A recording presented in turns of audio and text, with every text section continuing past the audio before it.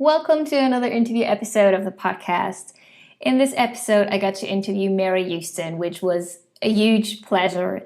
And if you don't know who she is a certified life coach, and she inspires women all around the world to go for their dreams and to soar and not settle. And through her programs and her teachings, she, shows you how to change your stories and not your dreams, which I find just fabulous. And I actually feel really privileged to call her my coach. And I just love her for her radical honesty and for her loving butt kicks, which she absolutely has down. She just helped me so much to get unstuck and to break free from, all of my own self-limiting beliefs and just to find my path in life. And I just couldn't be more grateful to her if I tried. And this wonderful conversation that we had is about, I can't even name it, honestly, because we talked about so much. We talked about everything from changing your stories to the subtle art of not giving an F to self-worth and empowerment and just so much more. It was such a pleasure and just so great talking to her. So I cannot wait to share this episode with you. So without further ado, please enjoy. Hey ho, Sparkle Seeker. If you want a life that makes you excited to get up in the morning and that puts sparkles in your eyes, then you've come to the right place. I cannot wait for you to listen in while I jam on leading a happy and joyful life on your own terms. Welcome to Sparkly You. As you know, this podcast is all about, creating a life that you enjoy and that makes you happy beyond belief.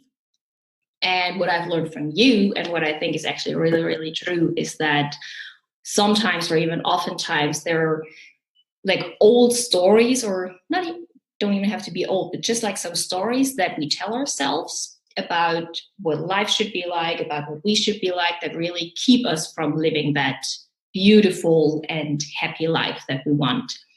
And you're a life coach and the queen of story slayers, which means that you yourself do it, and you teach other people how to, slay exactly those stories that hold us back. And I would love for you to tell us a little bit, about your journey, how you came to do that.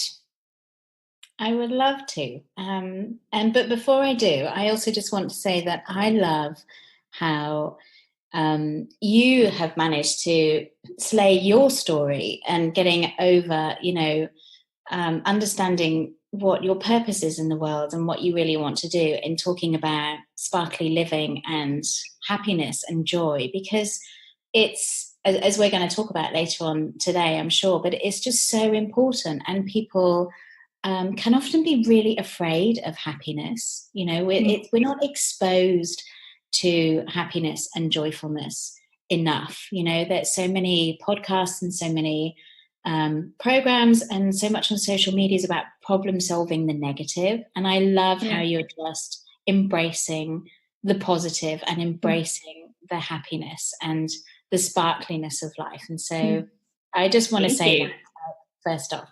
So stories, how did I end up talking about stories? It's funny because when I was a child, I was an avid reader, and I've always loved stories and fairy tales and books and reading and escaping into the magic of stories. And I did that for my entire childhood, and I used stories as a form of escapism. And then I kind of got into my adulthood and realized, there are not many people living fairy tale lives. What's going on? What happens? Everybody's stuck in the middle bit, the middle bit where Snow White eats the rotten apple and Sleeping Beauty is still asleep and all the goblins are killing everyone. Nobody has a happy ending. Why is this? Why are people's lives and the narrative of people's lives never going through to the end, to the happy ending? Why do we get stuck in the middle part of the terror of the story, And my life coach and my mentor Martha Beck, who I trained with, she talks about this idea of story fondling and how we're actually all story fondlers, and that we get stuck in this middle part of the narrative of our life, which is the problems and the struggle and the strife and the worry and the stress.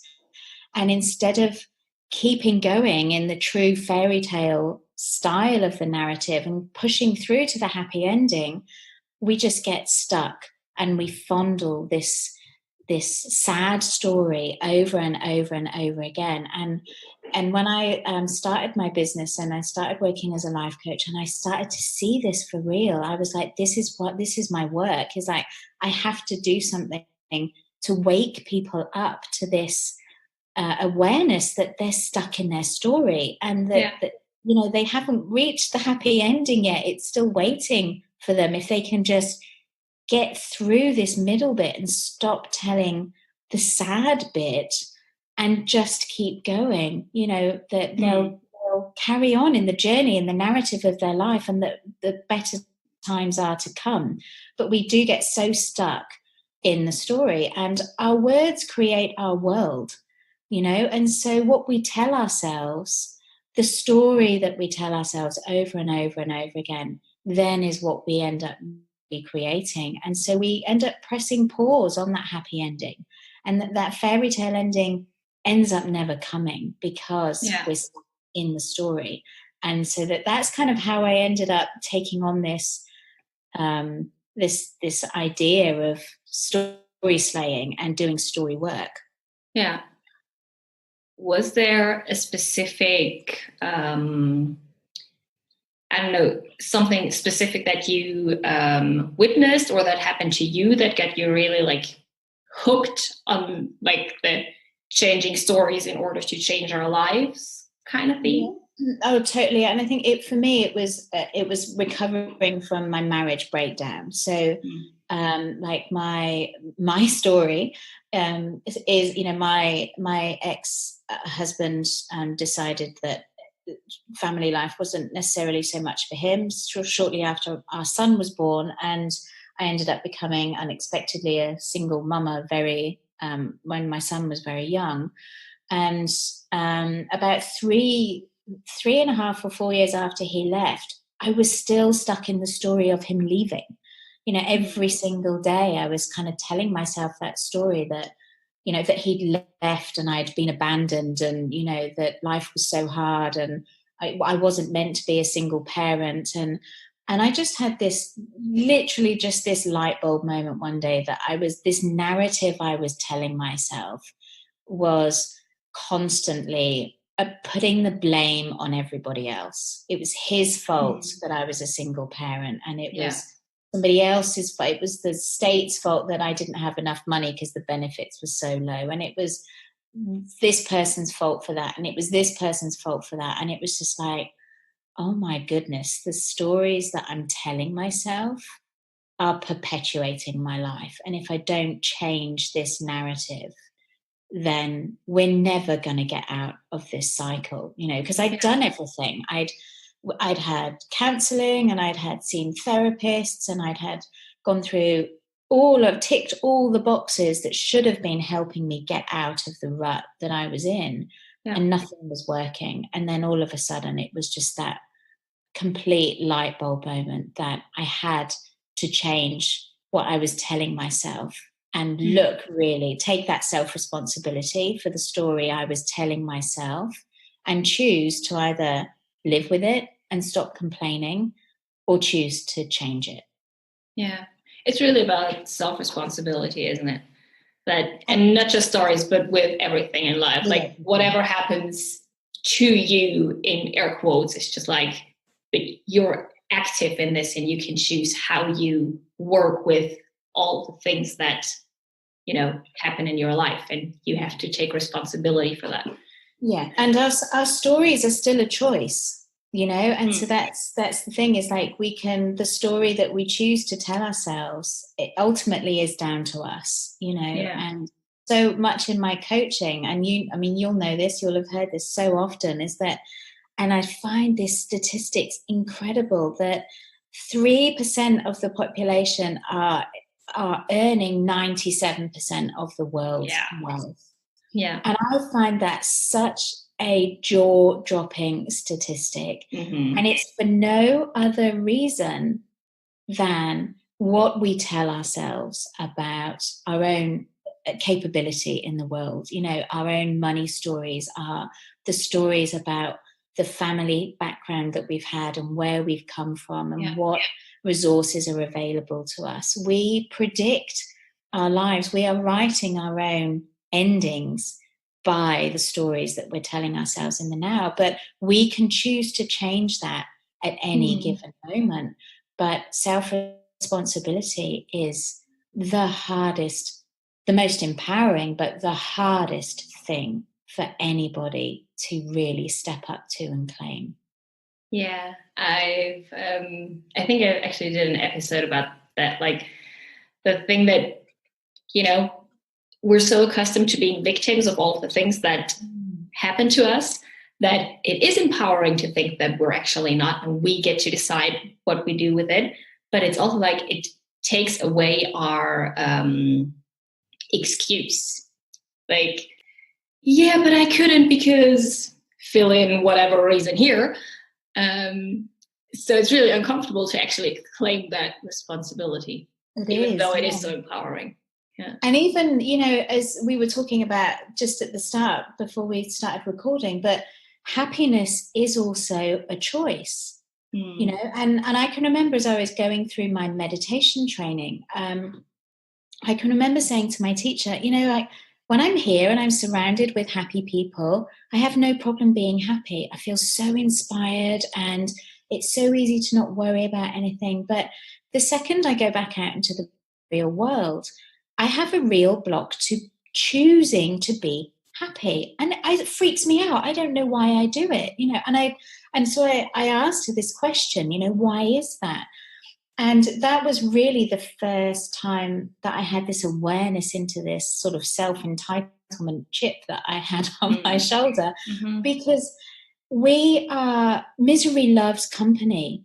And it's so much easier, or it's so hard to be happy. In today's world, it's so hard to be happy because 9 out of 10 people are not happy. And it's so much easier to walk into a room and moan about something, and you'll resonate with people about how life hard. You walk into a room and say, one of my friends has this saying, and whenever I ask her how she is, she says, I'm first class, how are you? And I love that. But I just think if she was to walk into a room of average people and say she's first class, they would look at her like an alien had just walked into the room, because people actually expect, oh, I'm okay. Oh, God, you know, today's been so hard. Oh, yeah, my back is killing me. Oh, I'm just broke. You know, these are the things that actually we say every day. When people say, how are you? Instead of going, you know what, life is really good and I'm actually really happy today. It's really, really hard to claim and own happiness. Yeah, it's really true. Oh gosh, yeah. I remember times like these when I was just like, when people ask me like, yeah, I'm okay. I'm like, I'm actually not okay. I'm doing really, really well. Thank you. Yes. I'm more than okay. I'm really awesome. How are you? Yeah, but it's so hard to say that, especially when you like look into other people's faces and you're like, okay, they're not doing awesome. Yeah. So especially in front of people like that, it's really, really difficult to just own your happiness. Yeah. Which is a story, you know, to come back, to bring it back to stories, because then we're running stories that I don't want to make people feel bad. You know, I should be empathizing with people's suffering. I don't want people to think, oh, I'm full of myself. You know, we're running all of these stories that are actually limiting our happiness and our personal growth. And that most of it's societal conditioning.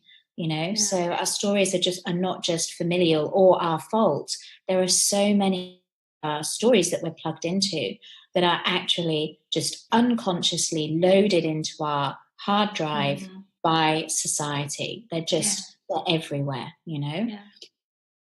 Is there a certain story that you see very, very often in women that you work with? Oh, for sure. I mostly work with female entrepreneurs and working mums. But I think just in general, the people, even just my family and my friends, the stories that I hear the most are, I don't have enough money or I don't have enough time. They are the two most common and the two most limiting stories. Even when it comes to, oh God, I just wish I could have a massage, but I don't have the money. We limit ourselves and we limit our happiness and what we think will make us happy based on those two stories alone. Like if I could just wipe those two stories from people's minds and that they couldn't use those words ever again, how different would the world be? Like if you could actually never say, oh, I'd love to do that, but I don't have the money. Ever again, the world would be transformed. So I think that they are just across the board, for men and women, regardless of where you're coming from. They are the two stories that I see affecting women the most. Yeah.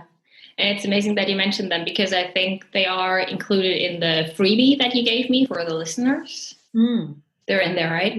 Yeah, they are. Like, I don't have enough time and I don't have enough money are both, how to rewrite those stories, are both in there. Yeah, so for everyone listening, there's a link in the description or the show notes or whatever you want to call them to a beautiful freebie, which include 5 stories that we keep telling ourselves and how to get over them. So yeah, just download it. It's completely free. All right. So next question, which brings me to something that I really desperately want to talk to you about. So, you've taught me a lot of things, but there is this one thing that has really stuck with me ever since you mentioned it for the first time. And it is that whole concept of mind your own business. So please tell us about what you mean by that and how that contributes to living a sparkly life.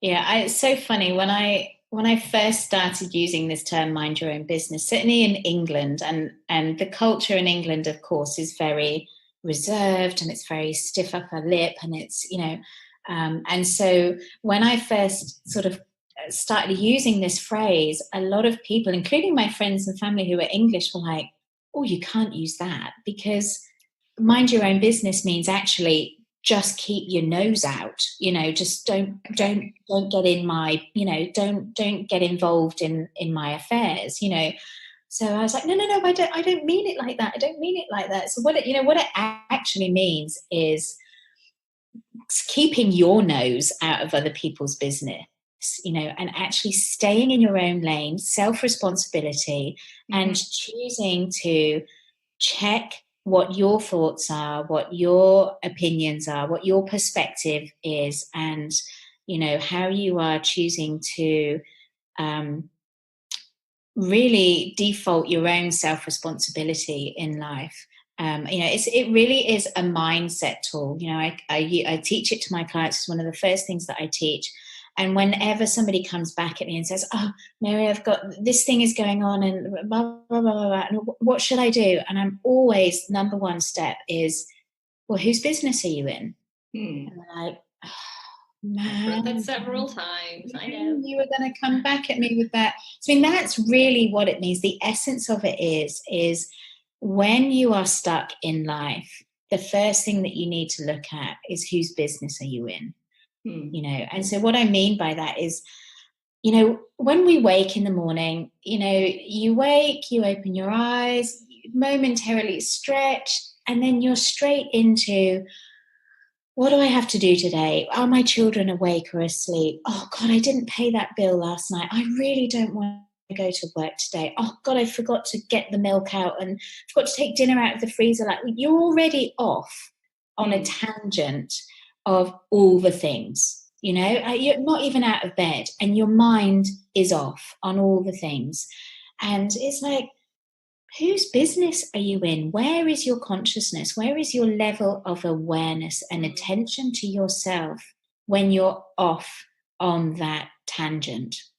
So when you're minding your own business, you're really starting to just rein all of that mindset craziness in and just come back to the present moment and just go, okay, right here, right now, when I focus on myself, how am I? And what is my next logical step? Okay, I'm in bed. The day has just begun. I had a beautiful sleep. The birds are singing. Okay, I'm present. What's next? And so it's just really coming back to that present moment and that self-responsibility of in this moment. Like one of my favorite affirmations is choose joy. And we can't choose joy unless it's actually from a Course in Miracles. I can choose joy over this. So in any given moment, but we can't access that power if we're in everybody else's business. If we're not present with ourselves, we cannot harness that power of, I can choose peace over this. I can choose joy over this. I'm okay. Life's okay. We're all good. Yeah. Sorry, that was a really long-winded answer.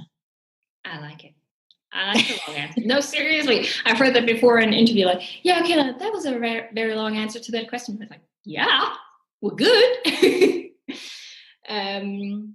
So when I hear mind your own business, what it also means for me is, not worrying too much about what other people think about what I'm doing. Yeah. Like, for example, I'm like, in the morning, I'm really slow and I just don't get up at 6 a.m. because that's just not how I roll. So, and then my mind sometimes goes like, yeah, but other people are out of bed and what would they think if they knew that, I'm still in bed by 7:30. And I'm like, yeah, that doesn't really serve me, thinking about what other people think of me and my choices. So there's definitely two components to it. It's minding your own business, so checking your own thoughts, but also keeping yourself out of other people's business and ignoring what they think of you. So, there's two components of it. And actually, Wayne Dyer talks about, the fact that minding your own business is actually, and Abraham Hicks talks about this as well, and it's actually in Maslow's hierarchy of needs. It's like right up there at the top, to be able to be independent of the well-meaning opinions of other people is actually the highest form of consciousness, because it takes incredible self-awareness and courage and boundaries and values to be able to actually put yourself first and just say, I value myself and I honor myself. And actually, I was just talking about this with a client, and we were talking about perfectionism and how it stops us showing up in the world. And actually, as we sort of picked it apart, what it comes down to is when we are constantly seeking validation from other people, it's the biggest block to happiness. When we're constantly trying to please other people and get it right for other people, we can never be truly happy because we're not invested in ourselves. And so the ultimate gift you can give yourself is to mind your own business, in the sense that when you understand and love who you are and you value that and you honor that and your boundaries are set around that, then you're able to really show up in the world and live life fully present and let your gifts shine. And you're such a great example of that, that once you finally stopped listening to what other people told you, what you thought you should be doing, and ghostwriting for all those other people, and owned what you wanted to be doing, you were able to really show up and start serving the world the way that you are meant to. But you had to really own that for yourself and practice minding your own business. Yep. And so it's such an incredible gift that you can give to yourself, and a really powerful coaching tool. Yeah, I think so too. What came up with me in the beginning when I started to practice minding your own business was that I think, fine line between, okay, staying with me and not letting other people's drama affect me, while still being, like a considerate and empathetic person. And I found that line very, thin. And I mean, not that I've mastered that. I'm still, trying to walk that line. But do you have some sort of tip on how to mind your own business without becoming a egotistical a-hole? I think a lot of people mistake self-responsibility and self-ownership, i.e. minding your own business, for arrogance. It's like, so you're okay. Oh, you're okay. Okay. So long as you're okay, I'll just stay over here in my own suffering, whilst you're happy over there, And so a lot of people do mistake minding your own business for arrogance or for lack of compassion. It's that, so what, you just don't care, and I've had this quite a lot, even just with my family, because there are huge dynamics in everybody's family, and if we were to get personally involved in trying to solve everybody's problems, I mean, it's the reason why the world is perpetually exhausted and sick, because we can only fix ourselves. And so when I started practicing mind your own business, and I actually started saying to my family, okay, I'm really sorry to hear that that's what you're going through right now. Radio silence. And then people would be like, and you're going to come over and fix it right away. Yep.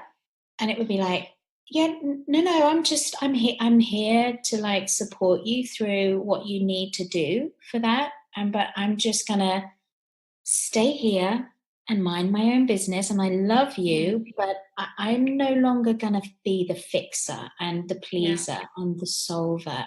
And for a while, with a lot of my relationships, friends, family, business even, when I started executing this level of boundary in my life, it did not go down well, because people do instantly take offense at the fact that you're no longer willing to just keep reeling the line out for as much as they want to take, and so it's kind of a paradox, really, isn't it? That it's like, how do we make peace with the fact that we're trying to mind our own business?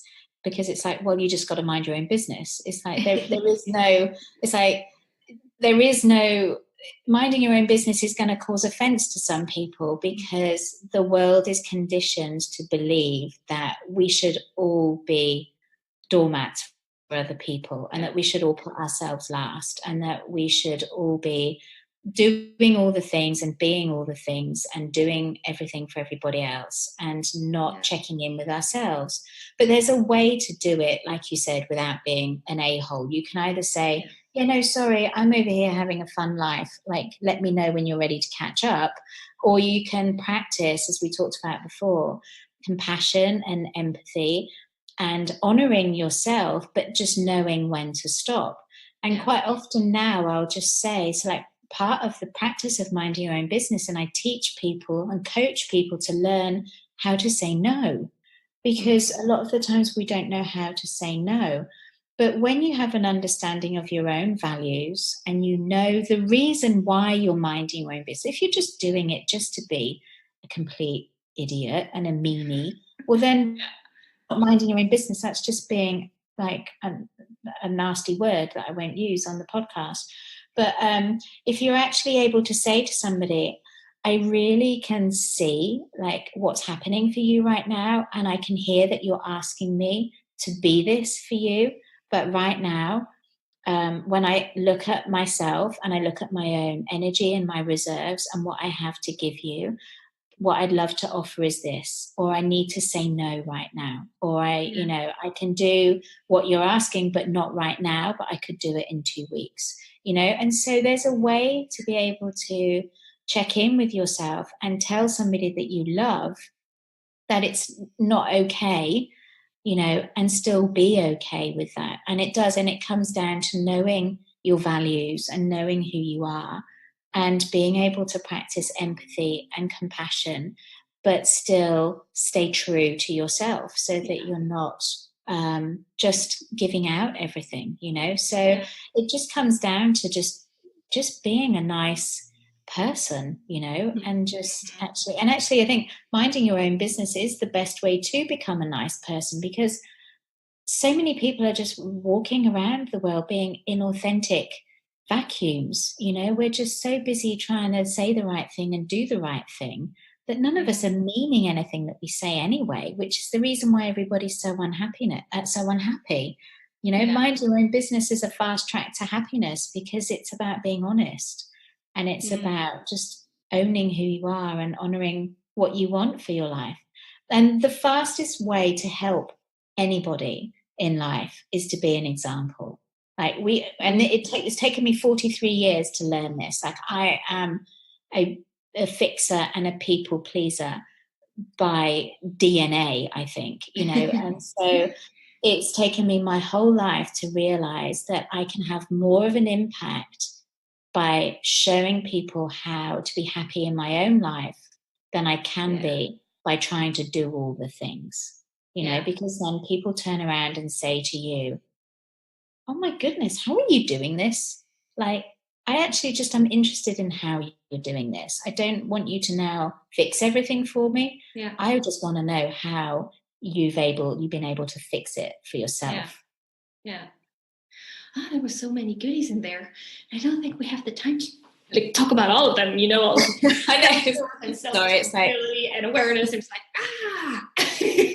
pick one. I actually think that self-worth and self-awareness is the thing that was the hardest for me in minding your own business.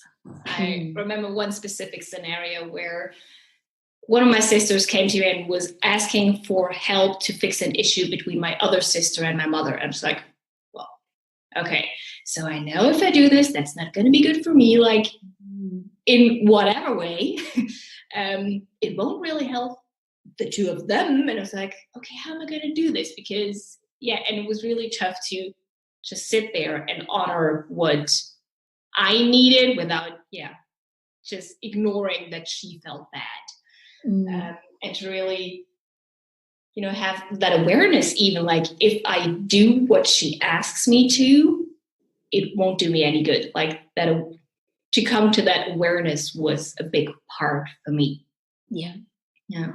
And I love that you shared that story, and because I'm sure that it would benefit your community so much, even for you to just be able to talk about how you then navigated that, eventually, because that's what people really want to know. Is like, okay, well, so you got the awareness, and I kind of hear there are plenty. I know when I want to say no, Mary. I hear what you're saying, but I don't know how to have that hard conversation. And so, but as you said, I think when you really are, you have an idea of your own integrity and your own self-worth, and that inner mean girl talk has quietened right down because your self-worth, there's a direct relationship between your level of self-worth and the activity of your inner mean girl. So when your self-worth is really low, she's really busy and in your ear, running the show all the time. Whereas when your self-worth is high, then your inner mean girl doesn't have that much of a foothold, and she's less active, and you certainly, even if she's still nagging in your ear, you're not paying attention. And so in that moment, you would have known that anything that you said, any no's that you gave, came purely from a place of self-love, and there was no judgment, and there was no criticism, and there was no malice, there was no selfishness. And so when you're able to do something purely from the energy of love, then it becomes easy, and there's no repercussions. And if there are repercussions, they don't bother you anyway, because you're so grounded in your self-worth that you no longer take it personally, Yeah. And so that's the real gift. And so minding your own business is kind of more of I use it as a coaching tool that I teach people as a beginning step, but it's also more of an end result of doing the inner work around self-worth and vulnerability and healing your shame and, getting into all of that stuff. But when you come from a place of love, then comparisonitis and judgments, they all start to fall away, Yeah. Very true. Yeah. And as you just said, it was really the self-love and self-worth in that moment that allowed me to go like, no, I hear you and I feel you, but I cannot get involved in this for you. Yeah. And that's, that is, empathy, and Brené Brown's work is just so, it's just so active and so important, so rightly so in the world right now. But that's what she talks about with really true empathy and true compassion. It's like, I feel you and I see you and I love you and I'm just here. I don't need to act on any of that to necessarily do what you want me to do, because 9 times out of 10, we just want to be seen. People just want to be seen and heard. Most of the times, people don't want the thing that they're asking the other person to do. They just want to be seen and to be heard. And that struck me more than anything. Like yesterday, I went to my GP yesterday to talk about just being so tired and that my being stressed with my son and stuff. And she actually stood up and opened the door whilst I was still talking, because my time was seriously. Wow. And but what struck me about that, as I walked, it's kind of taken me 24 hours to really process what insulted me so much about that. And as I walked away from that, I was like, you were not listening. If you were fully listening and you were fully seeing me, if you were fully present with me, you would have known in that moment not to leave your chair and just listen, And so I think just our human condition, our human sickness of unhappiness is largely to do with the fact that we all feel so unseen and so unheard. Yeah. Wow. So after all of these goodies that you just shared, if you had to pick one, one thing, the biggest thing that we can do to contribute to that happy life that we want to have, what would that be? If it was just one tip that you could give, which one is it? I think it would have to be what you think of me is none of my business. Yeah. Because I think if you can start with that and you can do the work around that, if I could instill that in everyone, that would be it. Because if we can stop seeking outside of ourselves and stop placing all of our power on other people, then the world would be a completely different place and we would be so much happier. So what you think of me is none of my business. Yeah. Would absolutely be it. That's a whole other podcast in itself. Yep. Coming back for episode 2. Yeah. So you know that you've helped me a lot, and I've done different programs with you, and I know that you're working on a new one, which is about money and happiness. It is. Yeah. Do you want to tell us a little bit about that? Yeah, I think for me in the last few years and all the work that I've done, and we started off by talking about this, so much of what people worry about comes down to money. When I talk to my community and I ask people really what's the last thing they think about when they go to bed at night and what's the first thing they wake up worrying about in the morning, it's money. Whether it's that they've got enough and they're worried about keeping it and when will it run out, or that they don't have enough and how are they going to make more, it's always money. Money is the biggest obstacle to our happiness. And I think that there is so much out there around the re-education of our relationship with money that needs to be healed. That money is not something that people are comfortable talking about, and there is a huge divide between the rich and the poor. We are embedded in this scarcity mindset, which links to our self-worth. I don't have enough, therefore I'm not enough. And so really it was like the thing that people want me to help them with the most is to make more money. And the thing that I want to help the world with the most is suffering and happiness. And the two are inextricably linked. And so it kind of just has got to the point where it's like, okay, I just need to deal with this and deliver some material and resources on this now, and just, go straight to the problem and let's talk about the money, because we all want more money. But that in and of itself is so loaded with stress and judgment and self-criticism and enoughness, so that's going to be coming out what month? We're not quite May yet, are we? So that program is going to be coming out in May, and there's going to be lots of sort of free resources and webinars and things coming up throughout the next month, which are all to do with around this idea of, can we do less and earn more, and really get in that right relationship with money, and be happy, with or without money, So that's what's going to be coming up. In the coming month, and I'm really excited. I'm slightly nervous because I don't really like talking about money myself, because it's loaded with stories. But I feel that it's an important conversation to have, for ourselves, for our children, for our children's children, and so that's the next call on my work in the world is to do that work. I like.